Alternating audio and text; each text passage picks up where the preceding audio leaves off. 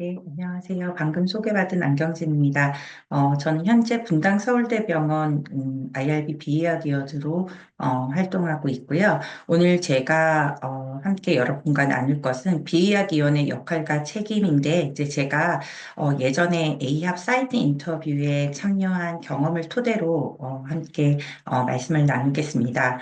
먼저 A합 사이트 인터뷰는 이러한 인증 과정을 통해서 HIPP 정책 및 절차들이 실제 기관에서 잘 구현되고 운영되는지를 확인하는 것이기 때문에 비의학위원은 이제 평소 임상시험에 참여하는 연구 참여자들의 안전과 권리 보호 및 복지를 위해서 수행하고 있는 자신의 다양한 심의 경험과 지식을 솔직하게 답변하시면 될 것 같습니다.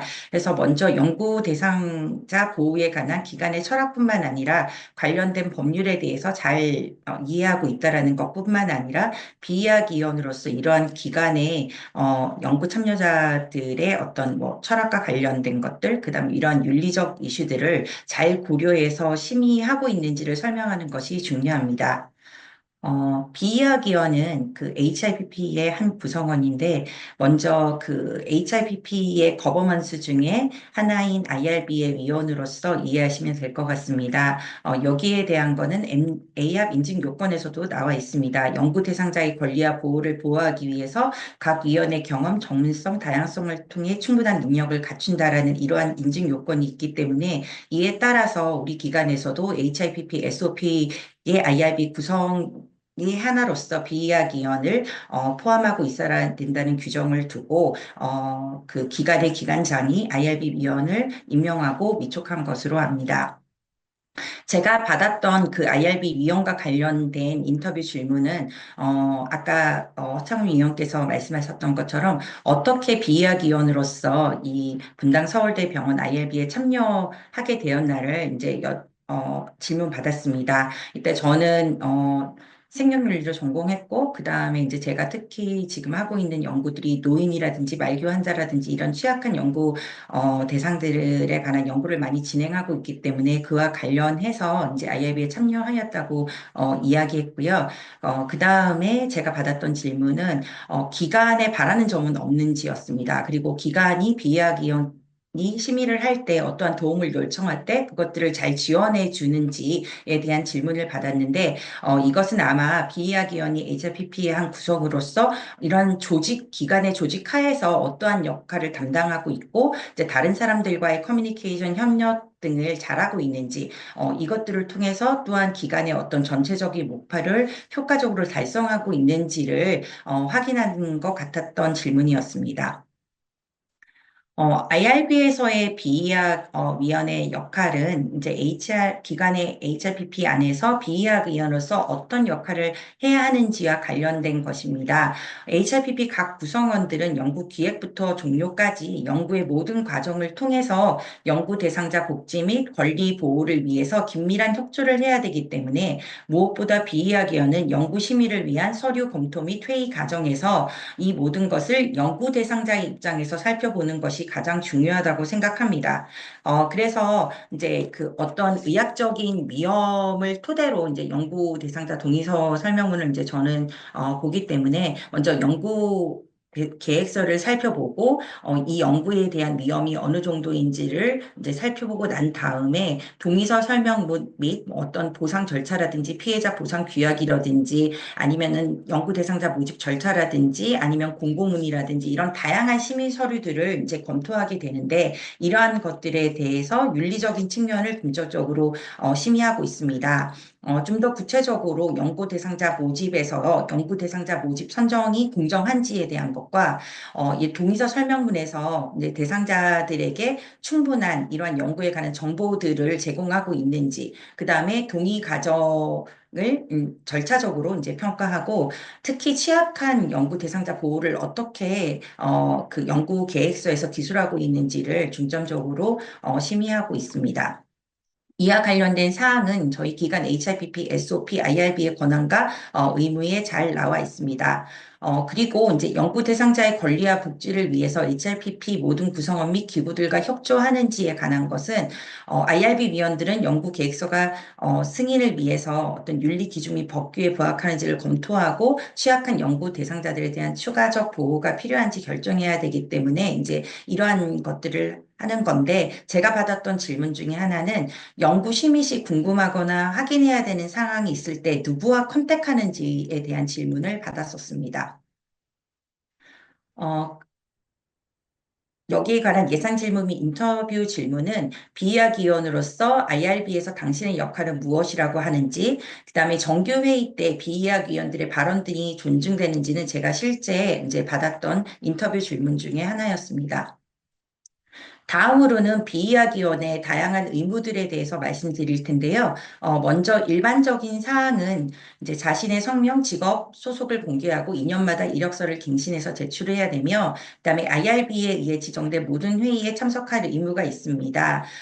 그리고 연구, 과제 심의 등 IRB 활동에 이제 성실히 임하여야 한다고 했는데, IRB 활동에 성실히 임한다라는 의미는 회의에서 이제 비이야기원도 본인되는 배정된 과제 위에 다른 과제도 가능하면 미리 검토해서 안건에 대해서 충분한 논의가 이루어질 수 있도록 준비하여야 하며 IRB 회의 이전에 제출된 연구 계획서 및 연구 참여자의 안전과 복지 등과 밀접한 관련이 있는 다양한 서류들을 평가하고 이제 개최된 회의에서 적절한 논의가 진행될 수 있도록 회의에 이제 이러한 심의 의견들을 내야 될 의무가 있다고 생각합니다. 그리고 연구 대상자의 권리와 복지 등 침해 요소가 있다고 판단되는 경우에 해당 연구자로부터 이제 보고 또는 해당 과제에 대한 어떤 조사 감독을 IRB 안건에 이제 상정하도록 요청할 수 있습니다.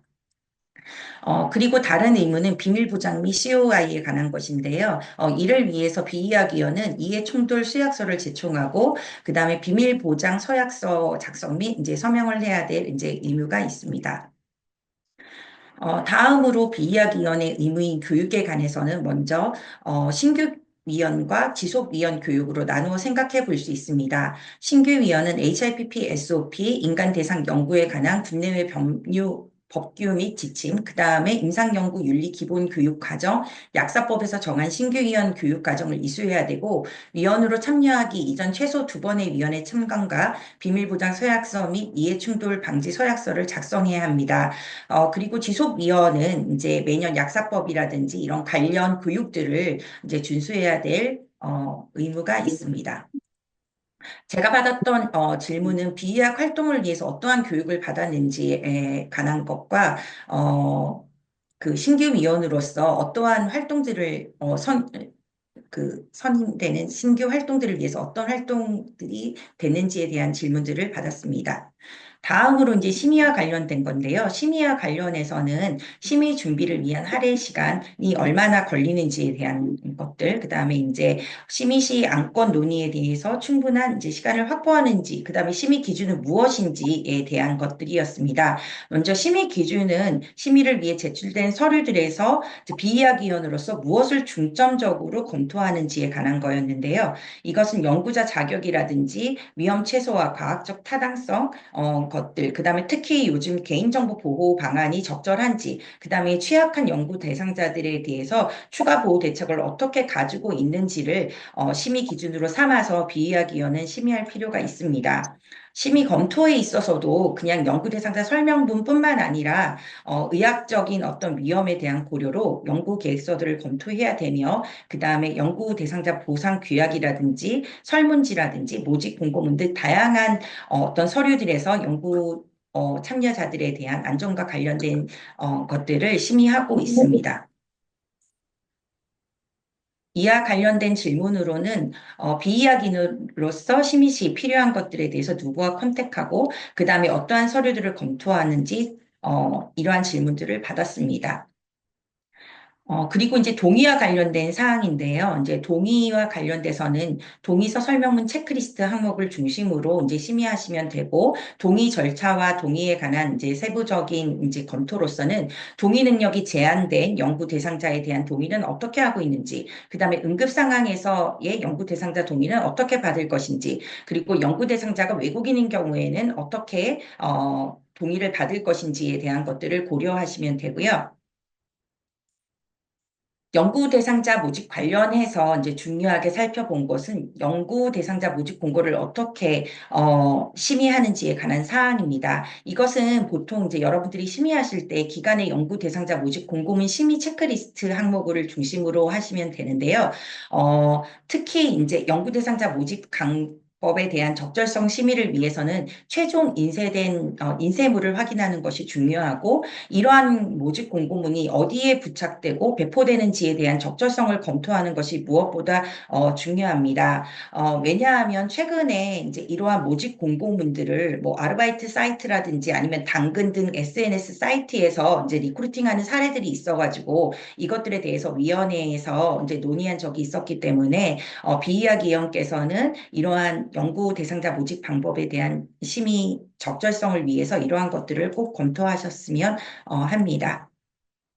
그리고 이제 취약한 연구 대상자 보호를 위해서 이제 심의해야 될 사항은 피고용인이라든지 이제 미성년자 연구에 대해서 부모 한 명 아니면 두 명 어떻게 허가할 것인지에 대한 것들을 이제 고려하시면 되고요. 이제 이해상충에 대한 문제는 이제 연구자와 경제적 이해상충이 있는 이제 심의권에서 이제 비이야기원들이 이제 연구 대상자 동의서에 그러한 것들이 잘 설명되어 있는지를 이제 살펴보시면 이제 될 것 같습니다. 그 외에 이제 비이야기원은 이제 규정 확인과 준수에 관한 이제 질문들을 받으실 건데, 아까 허창훈 위원께서 말씀하셨던 것처럼 이제 여러 가지 규정 변경이 있을 때 그것들을 어떻게 인폼 받는지에 대한 질문을 제가 받았던 것 같은데요. 이제 저는 뭐 이메일이라든지 아니면은 어떤, 기관의 교육이라든지 이런 것들을 통해서 이제 규정 받았다고 하고, 연구 심의 시 모를 때는 이제 저는 기관의 SOP를 확인하고, 그 다음에 이제 간사님이라든지 이제 위원회에 이런 것들을 질의해서 제가 해결한다고 답변했던 것 같습니다. 그 외에 제가 받았던 인터뷰 질문과 예상 질문에서는 심의 시 어떤 경우에 조건부 승인 보완이 이루어지는지, 그다음에 심의 의견의 비이학위원이 외압 없이 독립적인 결정이 존중되는지, 그다음에 취약한 연구 대상자에서 특별히 심의할 때 검토하는 것은 없는지에 대한 것들을 받았고요. 가장 인트레스팅한 질문은 이제 지역 사회를 대상으로 한 연구를 리뷰한 적이 있는지 이제 에 관한 것과 아웃리치에 관한 질문이었습니다. 왜냐하면 평소 저희들이 아웃리치에 관한 것들은 잘 고려하지 않고 있었는데 이 질문을 받아서 굉장히 조금 흥미롭다고 생각했거든요. 그래서 여기에 대한 거는 이제 연구 대상자뿐만 아니라 이 A압에서는 지역 사회에 대한 연구 관련 교육 및 지원 프로그램들을 굉장히 중요한 어떠한 인증 기준으로 삼고 있기 때문에 이러한 질문을 했다고 생각하고 이제 비이야기 형께서도 이에 관한 질문들에 대한 답변을 이제 생각하시면 될 것 같습니다. 감사합니다.